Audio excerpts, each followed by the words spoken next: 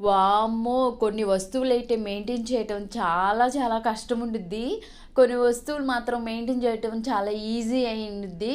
మనం మెయింటైన్ చేసేదాన్ని బట్టే దాని అంటే ఎక్కువ రోజులు ఉంటుంది గదా!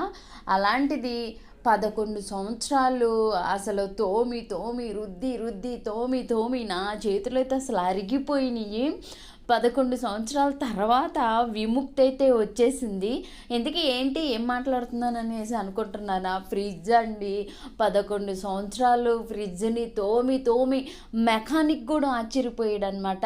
అమ్మో! మీరు ఈ ఫ్రిడ్జ్‌ని ఇన్ని సంవత్సరాలు ఉంచారంటే చాలా గ్రేట్ అండి. అంటే చిన్న ఫ్రిడ్జ్ అనమాట. అది పెద్ద ఫ్రిడ్జ్ గూడా గాదు. ఇంకా లాభం లేదు. 11 సంవత్సరాలు నేనొచ్చి 11 సంవత్సరాల్లో తోమి, కడిగి, రుద్ది నా చేతులైతే అరిగిపోయినాయి అనే చెప్పవచ్చు. ఏదేమైనా దాదాపు చిన్న ఫ్రిడ్జ్‌ని 15, 14 సంవత్సరం వాడటం అంటే అంత ఈజీ ఏం కాదు. ఇంక ఫైనల్‌గా అయితే ఇక దానికైతే రోజులు అయిపోయినట్టేను. ఎందుకంటే ఐస్ ఊరికనే గడ్డగట్టుకుపోతుంది. రిపేర్ చేసినా గడ్డగట్టిపోతుంది. రిపేర్ చేసినా గడ్డగట్టిపోతుంది. అలా ఎన్ని సంవత్సరాలని? ఎన్ని సంవత్సరాలు ఎన్ని సార్లని మనీ వేస్ట్ అయిపోతుంది. ఏదేమైనా మనీ వేస్ట్ అయిపోతుంది పక్కన పెడితే, దగ్గులు, జలుబులు ఆ గడ్డగట్టినయి తింటుంటే దగ్గుతున్నాం, జలుబు ఇవైతే అస్సలు తగ్గట్లేదు. లాభం లేదు. ఇది ఎలా అయినా మార్చాల్సిందనేసి ఫైనల్‌గా అయితే మార్చేసాము. కొత్త ఫ్రిడ్జ్‌ని అయితే కొనుక్కొని వచ్చాము.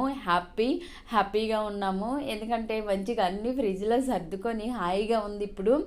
పాలు తీసి టీ పెడదామంటే గడ్డగట్టుకుపోతుంది. పెరుగుతో తిన్నామంటే గడ్డగట్టుకుపోతుంది. అన్నీ గడ్డగట్టిపోతున్నాయి. ఫైనల్‌గా అయితే మేము ఫ్రిడ్జ్ అయితే కొనుక్కున్నాము. దానికి అమెజాన్‌లో నుంచి నేను ఆర్డర్ పెట్టేది చూడండి. భలే ఉన్నాయి కదా! నాకైతే చాలా బాగా నచ్చింది. ఫ్లవర్స్ అంటే ఫ్రూట్స్‌వి నాకు దొరకలేదు. ఇవి ఫ్లవర్స్‌వి ఉన్నాయి కాబట్టి ఈ ఫ్లవర్స్‌ని అయితే నేను ఇంకా ఆలోచించుకోకుండా పెట్టేసాను. సో, ఫ్రిడ్జ్ నాకన్నా చాలా హైట్‌గా ఉంది. పెట్టలేకపోతున్నాననమాట నేను. అంటే హైట్ ఉంది.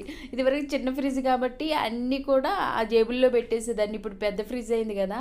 సో, ఎలా ఉందండి మా ఫ్రిడ్జ్ కవర్లు బాగున్నాయా? అయితే కామెంట్ చేసి, లైక్ చేసి, సబ్స్క్రైబ్ చేసుకోండి మరి.